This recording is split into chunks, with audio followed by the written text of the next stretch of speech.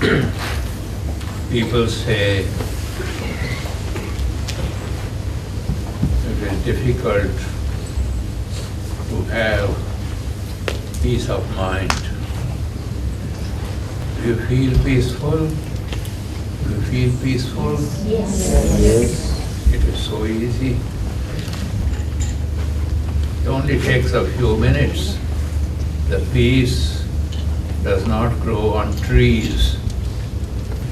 It is not rained down from clouds. It does not come to you from somebody else. When you meditate, where you go inside you, there's a lake of peace. Fill your pails of breath with that peace and let it flow. And then that peace will flow to others. You are responsible for world peace. Let world peace begin from your mind. And this is the way that you have experienced. Every day take some time for half an hour or 1 hour to sit in meditation. 2 or 3 minutes of breath awareness with your prayer word will be enough to bring you peace. Do you have 2 or 3 minutes somewhere in the day? When you are standing on the curbside waiting for a car, what do you do at that time? Go back to your own peace. If you have a lake or a river outside your house, you look out of the window every now and then, many times in the day. Are you going to ask me, I have a lake outside my house, how many times shall I look out of my window to that lake? Or how many minutes should I look? Am I going to give you rules for that? No. So you have a lake inside you. Every time you go into meditation, you go to the shores of that lake of peace. How many times should I sit every day? Or how long should I sit? Or how many minutes should I have peace of mind? What kind of a question is that? There is much discussion about the correct method. My guru taught me 40 different ways of breath awareness. Which one shall I practice? Which is the correct one? All of them help me to go to the reservoir of my peace. Jesus Christ, Yeshu, did not teach only one thing. He taught different things to his disciples. Those records are available in some of the manuscripts that have been found during the last century. If you read the 4 Gospels of the Bible, you find 4 different styles. Is the style of Matthew correct style, or is the style of John correct style? Which one is the real Yeshu? The Buddha taught different ways to different disciples. Then after the Buddha left his body, the disciples started quarreling with each other. No, the one he taught me is the correct one. You are wrong. Now, the monks here and in Myanmar sometimes take their very close disciples to a shmashana, to a burial ground, and teach them to meditate on the impermanence of the body. They teach them sometimes to concentrate, imagining 32 different parts of the body. So one disciple came The Buddha had two chief disciples who were older than him in the body. Sariputta Upadissa and Mahamoggallana. You may have heard the name. Okay. So I do not remember which one received that disciple. I think it was Sariputta. And as he was teaching according to the Buddha, Sariputta taught this disciple to start concentrating on observing his lung, his liver, his bones, and so on. Poor man sat there for 6 months trying to visualize each one of the internal organs, and he never managed. Now some other teacher would have said, "You are no good, go away from the monastery." But Sariputta did not do that. He took the disciple to the Buddha. The Buddha saw them coming and knew what the problem was. And he said to Sariputta, "Sariputta, for the last 500 incarnations, for the last 500 births, this man has been a jeweler. He only deals with gems and gold and silver. He knows to create beauty. And now you want him to concentrate on the ugliness of the different parts of the body. How is he going to do that?" So he held the disciple by the hand and said, "Come, I will guide you." And he took him to the most pleasant, airy, sunlit cottage. He said, "This beautiful place you like?" He said, "Yes, yes, yes." He said, "Okay, this is your cottage." And it is a long story, we don't have time. If I start telling you stories, we will be sitting here until tomorrow. So the masters teach the path for each person. After the master leaves the body, they start quarreling. No, the path of samatha is right. No, the path of panya is right. Someone is more suited to do more of samatha, a little less of panya at the moment.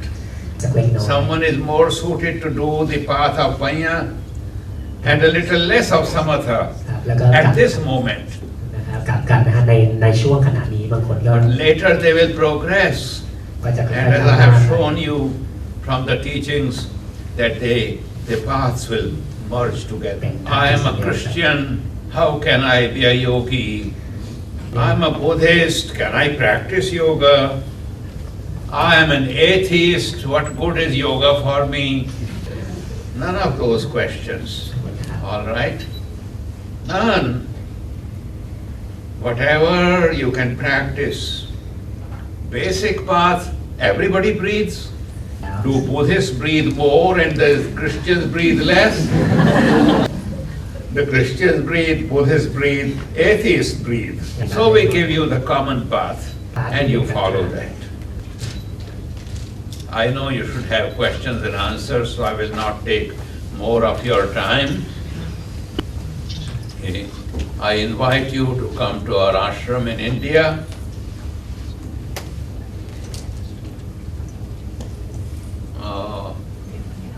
Time? Questions? They have questions. A question for you, Swami.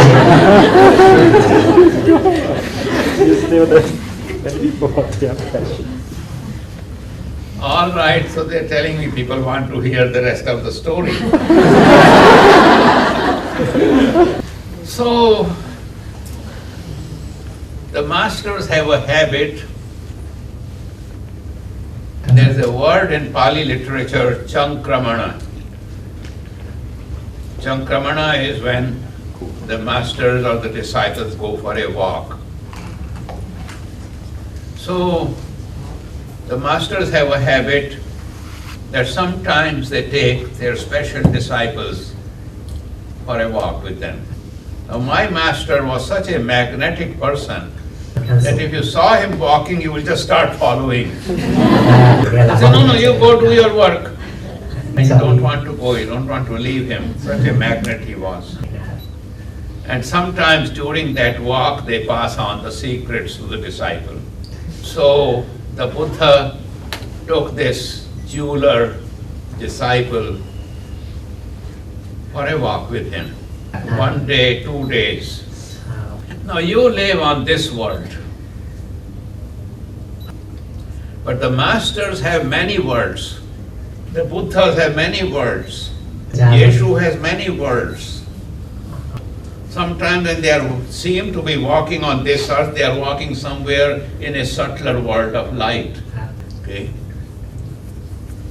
So the Buddha takes the disciple for a walk, and in the process of the walk, his consciousness changes, because in the presence of a master, lot of times your consciousness changes, because they give a drop of their consciousness to you. One form of that drop of consciousness is also the mantra. But in this case, the disciple went for a walk with the master, and the master took him in his consciousness to a celestial lake, a heavenly lake. And there were beautiful lotus flowers. And the disciple stood there looking, because he is used to looking at beauty. He cannot imagine ugliness. Okay? So he's standing there looking at those beautiful lotus flowers. And the Buddha says, "You like them?" And the disciple says, "Yes, I've never seen such beauty before." Say, "All right, pick one lotus." And the disciple cannot decide which one. Each one he looks at is more beautiful than the other. And Buddha says, pick any one. So the disciple picks one lotus. Say, "All right, let us go back." So he goes back with the Buddha. And Buddha said, "Now, sit down, look at this lotus and concentrate on it. You don't need to concentrate on the ugliness of the shape of the liver and the blood flow inside you. This is your path. So just sit and concentrate looking at this lotus." He did something very similar with another lady named Rupananda. That's a different story. Okay. So the disciple sat. Normally, a lotus sitting in front of you will take many days to get rotten. But the masters have control over the forces of time. My master played some time tricks on me. That's another story. Come back to my ashram. I said, "Come back, as though you have been there." Because some of you have been there before. No, I don't mean in this body. Many of you are here because we have been together before. So anyway,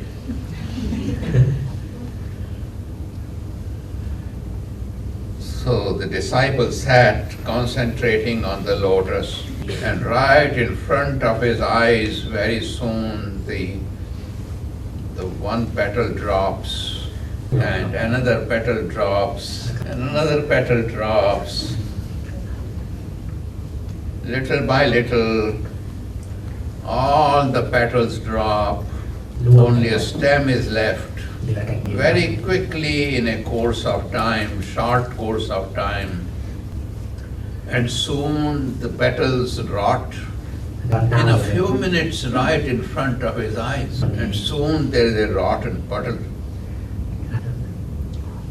And by that, the disciple knew that even the most beautiful things of the world are anicca, anitya, non-eternal, impermanent. So he took the jeweler through the path of beauty to realize the impermanence of the body. There is a book called Theragatha, and there is a book called Therigatha. These are all in the Khuddaka Nikaya of the Tipitakas, the songs of the elders.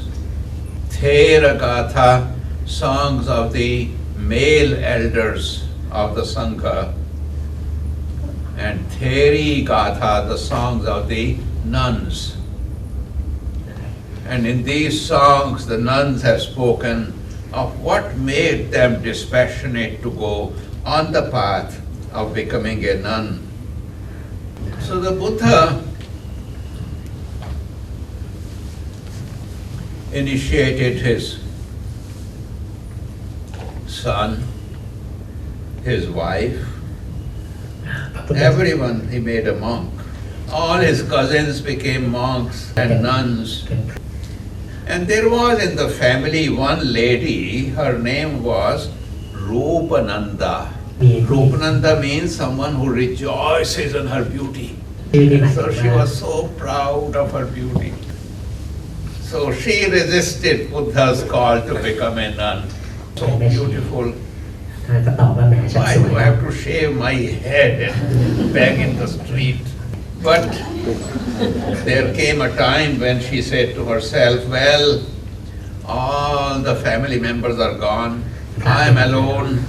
What will I do here in this big palace alone by myself? Well, let me go become a nun. โอเคขอไปเป็นแม่ชีด้วยคน So she took the initiation. All the monks and nuns go to listen to the Buddha's teaching. ครับฟัง She เทศ does not go. เจ้า I'm ก็ not going. Because he says there is nothing to human beauty. So beautiful. I feel hurt. แม่ชีคนนี้ก็บอกว่าถ้าฉันสวย I'm not going. เจ้า But how long can you stay away from a master? If he wants you, sooner or later you will go. ทำอยู่ And when you decide to go, you will not have a financial problem. ที่เราตัดสินใจอาจารย์นะครับ Your money will come. That is the way of the masters. Okay? So one day she goes to the Sangha teaching and sits down in a corner and looking at the Buddha. And the Buddha did not say anything about beauty that day. อาจารย์ก็เป็นในวันนั้น He says, well, he's not so bad. โอ It's เค a good teaching. I don't want to waste my youth and beauty. สิ่งที่เสีย So the Buddha has the power and he creates a beautiful young woman of 16 years old who is standing behind the Buddha fanning him. Because India is a very hot country, hotter than Bangkok, and many times when the teachers and masters and swamis and monks teach, the disciples stand behind fanning. They have these big fans for them. So Rupananda sees that there is this 16-year-old. Where did he get her from? Thought I was the most มีสาวก beautiful. But she is more beautiful than me. And Buddha is the master of time. The girl must be about 16. Rupananda says the girl must be about 16. Such a young devotee. I hope he does not make her waste her youth and beauty. But she does not know what is coming. A few minutes later, she says, no, she is more like 18. So she is seeing this 18-year-old. A few minutes pass.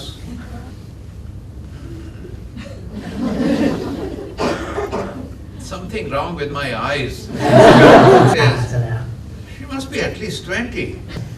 So right in front of her eyes,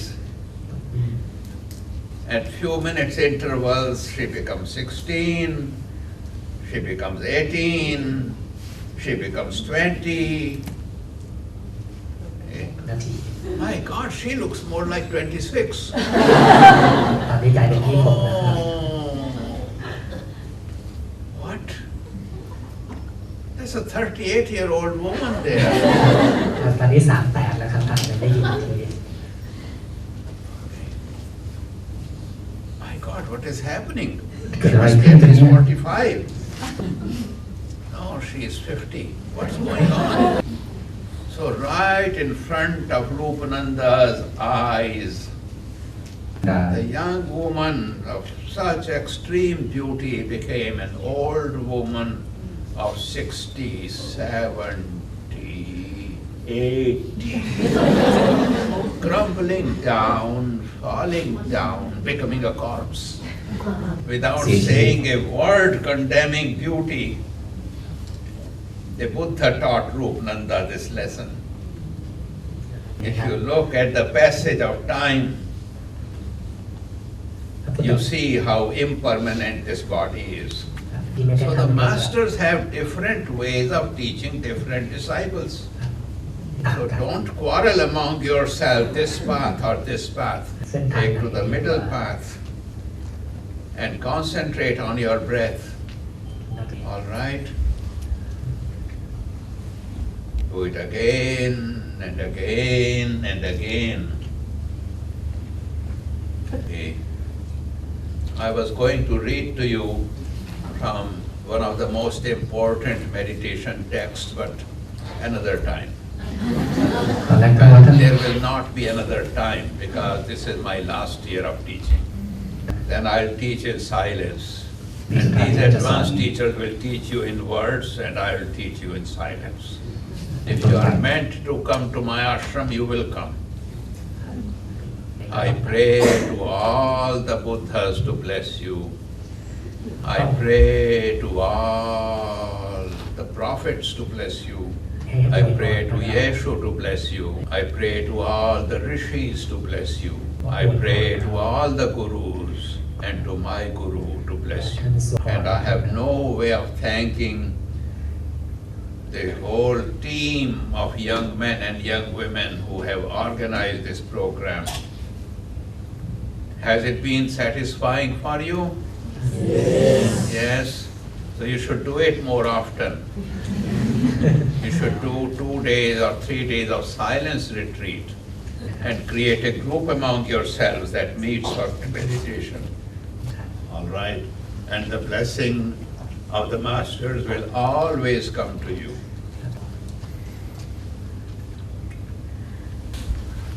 Swamiji, I have a question. When one practices meditation, that person actually achieves some state of stillness. They may achieve state of stillness, but how can we develop that beyond that point that you achieve what they call spontaneous happiness? When people practice meditation, the question is, when people practice meditation, they come to stillness. How can we take that stillness beyond and go to happiness? Some people feel stillness first and happiness after. Some people feel happiness first and stillness after. It depends on the sankhara of your subtle body. People are not alike.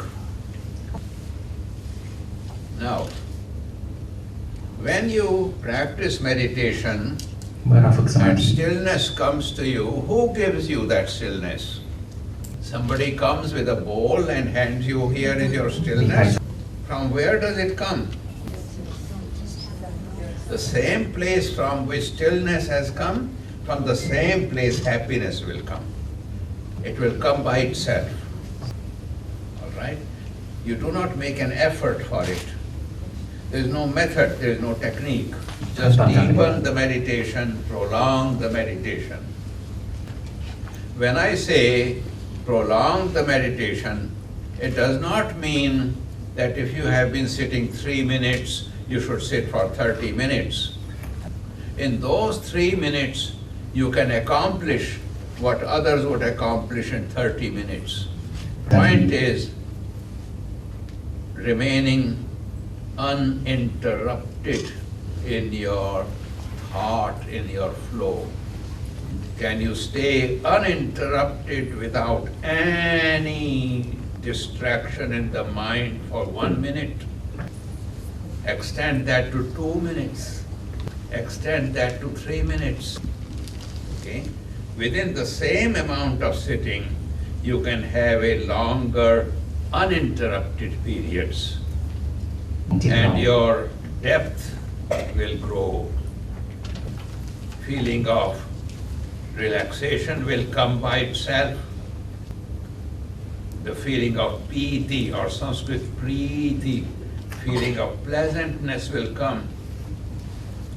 Feeling of pramoda, ความ joyfulness รู้สึก will ปราโม come. ทย์นะครับ In the breathing practice, the text I was going to read to you from speaks of 16 levels that happen in the breathing practice. All right? So they happen by themselves. You drive from here to Chiang Mai. You go halfway and then you phone the police. My vehicle has brought me this halfway. ได้นำ I'm จะมา going ครึ่ to งทาง Chiang Mai. Now, how do I drive from here to Chiang Mai? ไม่ Do จะ I ขับยังไง change my driving technique? จุด The หมาย same road and same vehicle that brought you to halfway village will ถนน take เส้น you นั้น to แหละค Chiang รับ Mai. All right? So keep going. ต้องฝึกป Do ฏิบั the ติต่อไป same thing. Again and again and Sam-sam. again. Ayam Sam-sam. bhikkho bhikkhave anapana sati samadhi bhavito cultivated. Bahuli kato done many times. Santo cheva panito cha, with pacified mind and with fullness of concentration. Asechanako, without mixing anything else with it. Sukho cha viharo, like a sense of deep comfort. Okay. So one word in there is bahuli kato, done many times. Okay, one more question. What is mantra initiation? The drop หยด of divine consciousness that a more advanced meditator puts into the mind of a less advanced meditator ใน in จิต the form of a word, in the form of a sound vibration. นะครับ And that mantra initiation does not come from me, it comes from the masters. I have passed on that authority to 12 or 15 people. Some of them have been meditating for the last 12, 15 years. I'm sorry, some of them have been meditating with me and with my master for the last 41 years. แล้ว Swami Rithavan, Bharati, Dr. Stoma Parker, they are all authorized to give mantra initiations. Right. So you can receive the mantra in the tradition from anyone. And remember that it is not the individual initiator who is giving the mantra. The whole lineage of the rishis is giving the mantra through them. All เรา right? จะ initiate ได้ Enough.